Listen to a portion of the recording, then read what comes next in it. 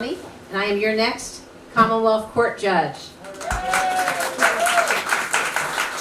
I'm really happy to be here today. I won't take much of your time, but I will take a little bit of time for those of you who don't know me, tell you a little bit about my values, a little bit about my experience, and certainly why I'm running and the importance of these statewide judicial races. Going back to my values, I'm sure for those of you who don't know, you want to know who am I and what kind of judge am I going to be. Well, please remember this, ladies and gentlemen. I share our values of faith and family and hard work and reverence for our Constitution. And I hold a conservative judicial philosophy that each and every one of you can trust. My parents instilled my values in me, and they are who I am at my core. My mom was incredibly devout and faith-filled, and her greatest joy in life was being a mom to me and my 5 brothers and sisters. I grew up in a very large, very loud Irish-Italian family in the southeast part of the state. And my mom passed on her love of the Lord and love of family to me. I'm blessed with my own amazing, wonderful family. My husband, Scott, and we have 3 great kiddos. Our youngest is 17. My oldest is 22, and she just graduated from college and moved to the West Coast for her first job. So as soon as I stopped crying after graduation, the tears started again when she moved away. But I'm getting better. I get my work ethic from my dad. My dad is 91 years old, and he is the hardest working guy that I know. He started working when he was 8, and he literally just stopped working a few years ago. My dad was a child during the Great Depression, and my grandfather, my pop-pop, lost his business, so Dad went to work to help feed their family. My dad went on to become very successful through his hard work and through the hard work of my mother, and he taught me that if you are willing to roll up your sleeves and work hard, you can be and do anything in America. I have a relentless work ethic that I attribute to my dad, and I apply it to every aspect of my life. I'm applying it to this campaign, and when I get elected in November, I will apply it to my time on the bench. So that's a little bit about who I am.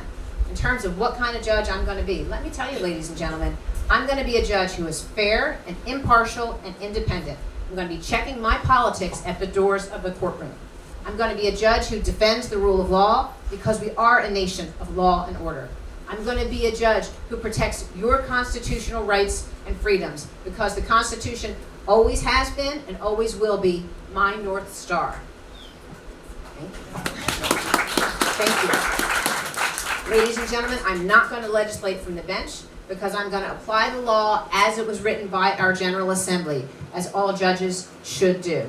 And finally, I'm going to be a Commonwealth Court judge who is not afraid to hold our government accountable. Because just as you and I have to follow the law, so too does our government. And that is exactly the kind of judge that I'm going to be for you and for all the people of our great Commonwealth. In terms of what kind of experience am I going to bring to the Commonwealth Court? Well, I'm really excited to tell you about my experience. I'm going to bring 30 years of very unique and deep experience to our Commonwealth Court. My experience is in government law and process. And why that should be important to you is because the Commonwealth Court is a very special court that only hears government cases. It's the only court like it in the country. The Commonwealth Court, for those of you who are not familiar with it, it's the court that is connected to the lives and the basic necessities of every single person all across this great Commonwealth. If you wake up in the morning and you turn on your faucet, you turn on your lights and you have a utility issue, it's the Commonwealth Court that's going to resolve that issue. If you have an education issue involving your children, that's going to be heard by our Commonwealth Court. If you have an election issue, a constitutional issue, if you own a business, if you own a farm, if you have a government contract issue, all of those kinds of issues are heard by our Commonwealth Court. And they are all the issues with which I have familiarity and experience from a nearly 3-decade career of service. I'm the only lawyer I know who has served in all 3 branches of our state government. I served as a judge's law clerk, so I learned firsthand how a judge acts independently. I learned the importance of the role. I learned how to write opinions.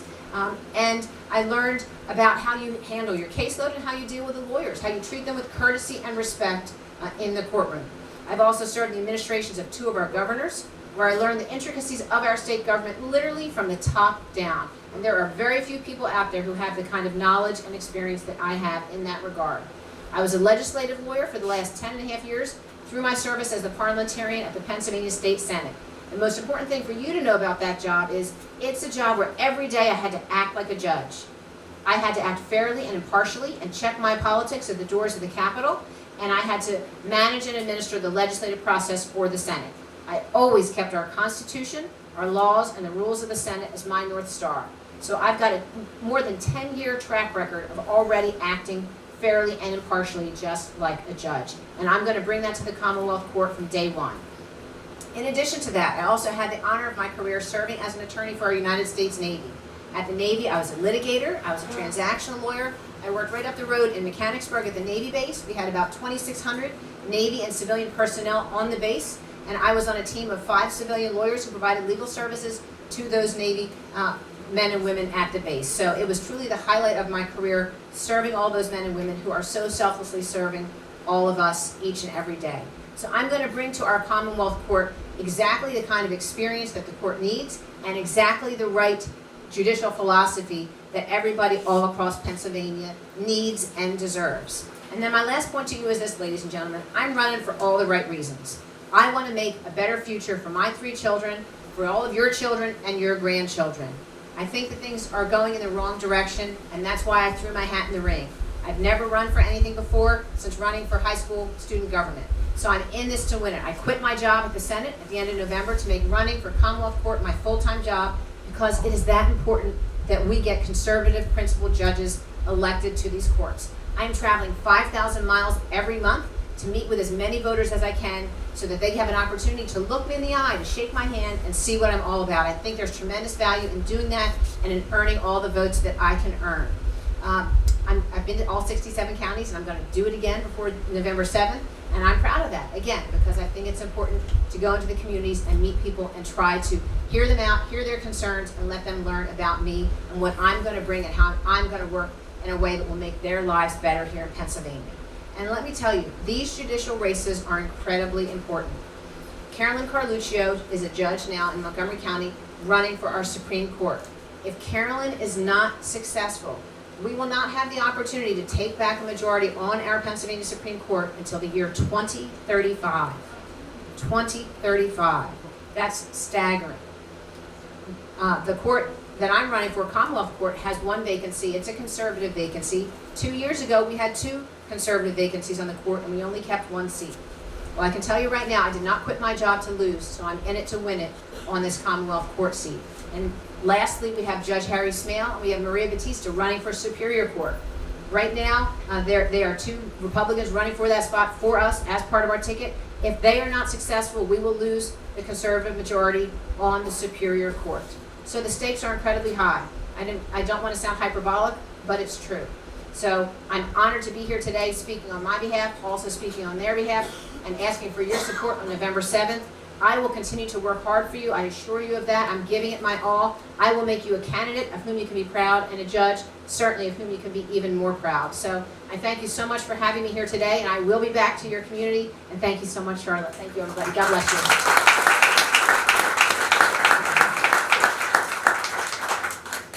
Okay, so now the reason why everybody's here to talk to Dan, right? If you don't know me by now, I'm always giving Dan Mal a hard time. But he knows that's because I love him, right? He deserves it. He deserves it. So we have Dan Mal. He represents the 91st District. He is the chairman of the House Agriculture and Rural Affairs Committee, as well as the House Tourism and Recreational Development Committee. Rep. Torrenecker, the 193rd District, that covers part of Adams, the northeastern, kind of up in the corner, and part of Cumberland. He's the vice chairman of the House Appropriations Committee and a member of the Judiciary, Game and Fisheries, Labor and Industries, and Professional Licensure Committees. I didn't write down the rest. What are you doing up there? All the things. Yeah, he's got his hands in everything. And I want to express the gratitude that I have for them both accepting this invitation to have a town hall style. I don't recall this ever being given an opportunity for any of the committee members or even Adams County. So I am actually going to start this off by the school districts, the Pennsylvania Department of Education. But first I want to go over the rules of engagement. Please be respectful, not combative. Again, they were gracious enough to accept the invitation here to answer all the questions. So I will remain respectful to Dan. There's the first. Is this being recorded? Yes. All right, I'm gonna delete that part. The Pennsylvania Department of Education Resource Guide has of best practices in social emotional learning programs, curricula, and supplemental materials on its website. They also promote the Trevor Project. I'm not sure if either one of you are, okay. Now, I know that both of you sit on all of these committees. However, when we elected officials, we don't elect them to serve on committees. We elect them to represent us on any and every issue that comes before us. So even though you're not on the Board of Education or anything like that, take it to your friends up there. Because Adams County is deep red, but the Republicans are getting very anxious with what is coming down into Adams County. It's already hitting other school districts. The Trevor Project. If you go on the Department of Education or just go directly to thetrevorproject.org, they are a leftist advocacy group that has teamed up with not just the Pennsylvania Department of Education, but across the country. They have an online portal where minors can participate anonymously. It also gives them instructions when they go to leave the website or go to another link on how to clear their browsing history so their parents do not know what they're doing on their own PC. It is a anonymous portal where your kids or our grandkids or your neighbor's kids can go into chat rooms. You don't know who they're chatting with. It could be someone from another state. You have no clue. Your child could be on the verge of suicide, and they will keep it anonymous. They will keep it from your children. This is the Pennsylvania Department of Education doing this to the children. And to point out their leftist advocacy, they are against PA House Bill 932. That's an act providing for parental rights protection. House Bill 932.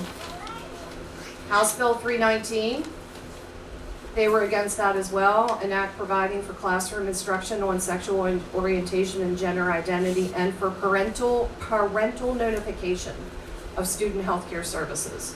They were against that, but the ones that they were for are the ones that your Democrat friends bring to the table, which is House Bill 575, an act providing mental health professionals, prohibiting mental health professionals from engaging in conversion therapy. These House bills and the Senate bills goes on and on. So I will go to my question, or more like a statement. The gender identity and the sexual orientation, I don't know if everyone is aware of where that originated. But you need to do some research on John Money and Mikhail Foucault. That's actually almost is spelled like Michael. They believe that pedophilia is a natural sexual orientation. It should be legal. This is part of this movement. It's not exaggerated in any sense. It's right there on the PA Department of Education website where you can find links to all of this stuff. It's coming down into the school districts. So one of the most frequently asked questions or shared frustrations that the Adams County Republican Committee receives from the voters, what is Harrisburg doing? What are the Republicans up in Harrisburg doing? We're not seeing like a massive press conference now. I do watch the ones that are at the Capitol. But where is the Republican Party up in Harrisburg? It is not unity. It is not a force. With the latest with Governor Shapiro, breaking his handshake promise. They don't work on promises or handshakes. And the Republican voters are asking for our Republican elected officials in Harrisburg and down in DC to roll up your sleeves, take off your gloves. because they're not playing nice, and we can't play nice anymore either. So with that, I'm going to ask Dan now and Torrin Ecker to come up, and I will walk around the room for anyone